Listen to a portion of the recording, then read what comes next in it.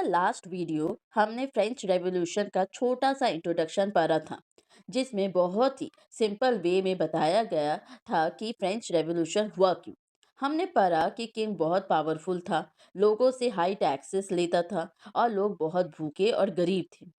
लोगों ने अपना सारा गुस्सा बास्टील फोर्ट्रेस पे निकाला। उन्होंने बास्टील फोर्ट्रेस को तोड़ा, किंग को मार दिया और एक फेयर सोसाइटी तैयार की। आज के वीडियो में हम पढ़ेंगे कि फ्रेंच रेवोल्यूशन से पहले का समय कैसा था। एशियन रिजीम मतलब ओल्ड रिजीम इन फ्रांस। 1774 में लुइस 16 किंग बना। वो यंग था और उसकी शादी मारिया एंटोनेट से हुई थी। फ्रांस उस टाइम फाइनेंशियल प्रॉब्लम में था, मतलब फ्रांस के ऊपर बहुत कर्ज था। इसके दो रीजन थे। एक, लंबी वॉर जो कि अमेरिका की हेल्प करने से हो रही थी, टू वॉर अगेंस्ट ब्रिटेन।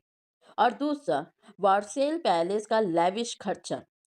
इस कारण डेप्थ और बढ़ गया, 3 बिलियन लीवर से भी ज़्यादा। रिजल्ट ये हुआ कि लोन पर हाई इंटरेस्ट देना था, जिसके लिए गवर्नमेंट को पैसा चाहिए था।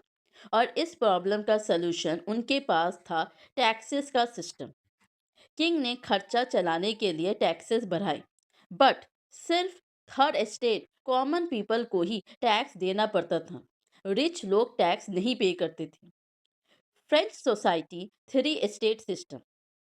फ्रेंच सोसाइटी 3 पार्ट में डिवाइड थी।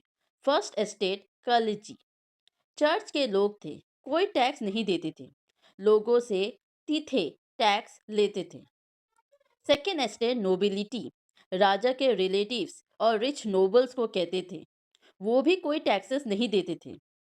प्रीजेंट से फ्यूडल ड्यूज एक्स्ट्रा टैक्सेस लेते थे। थर्ड एस्टेट थे कॉमन पीपल। इसमें कौन थे? Businessman, merchant, lawyer, precinct, labours. इनको क्या करना पड़ता था? सब टैक्सेस देना पड़ता था। डायरेक्ट टैक्सेस ताइली और indirect taxes salt, tobacco etcetera. Conclusion ये था कि पुअर लोग को ही पूरा बर्डन उठाना पड़ता था। Now struggle to survive. Population बढ़ गया, 23 मिलियन से 28 मिलियन। फूड डिमांड बढ़ गई, ग्रेन प्रोडक्शन उतना नहीं बढ़ा। ब्रेड का प्राइस बहुत ज़्यादा हो गया था। कॉमन पीपल की सिचुएशन ऐसी थी कि वेजेस सेम रहे, लेकिन एक्सपेंस बढ़ गए थे। रिजल्ट ये हुआ कि रिच और पुअर के बीच गैप और बढ़ गया। एक्स्ट्रा प्रॉब्लम के तौर पर ड्रॉट माने सूखा और हेल ओले गिरने लगे। इससे क्रॉप और खराब होने लगी, फूड शॉर्टेज हुआ और फ्रिक्वेंटली क्राइसिस के कारण लोग भूखे और भुखमरी की प्रॉब्लम से परेशान हुए। सिंपल वे में कहें तो फ्रांस में सिस्टम था जहां रिच लोग टैक्स नहीं देते थे, पुअर लोग ही सब टैक्स देते थे। फूड महंगा था और लोग स्ट्रगल कर रहे थे। इसी इनइक्वालिटी के कारण आगे चलकर फ्रेंच रेवोल्यूशन को जन्म दिया। अगर आपको ये टॉपिक समझ में नहीं आए तो आप इस डायग्राम के थ्रू भी इसे याद कर सकते हैं।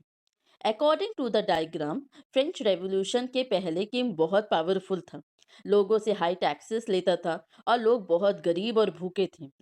फ्रांस 3 एस्टेट में डिवाइड था, जहां पर फर्स्ट और सेकेंड एस्टेट को कोई टैक्सेस नहीं देना पड़ता था।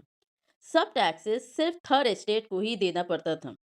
थर्ड एस्टेट की ये एक बड़ी प्रॉब्लम थी कि उन्हें ही सब टैक्सेस पे करने पड़ते थे।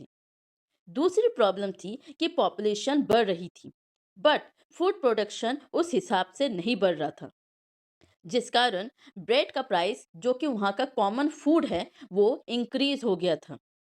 वैसे भी हाई टैक्सेस की वजह से थर्ड एस्टेट कोई सेविंग्स नहीं कर पा रही थी। ऊपर से ब्रेड के प्राइस इंक्रीज हो जाने की वजह से भुखमरी और गरीबी दोनों से परेशान थे। इन्हीं कारण से फ्रेंच रेवोल्यूशन हुआ। आज के लिए बस इतना ही। मैंने आपको फ्रेंच रेवोल्यूशन का 2 टॉपिक समझाया है। फर्स्ट टॉपिक है इंट्रोडक्शन था और सेकंड टॉपिक ये है। किसी को भी कोई डाउट हो तो कमेंट में ज़रूर बताना। मिलते हैं नेक्स्ट क्लास में नए टॉपिक के साथ। मेरे चैनल को लाइक और सब्सक्राइब ज़रूर करें, ऐसे ही इजी तरीके से चैप्टर को समझने के लिए। Thank you.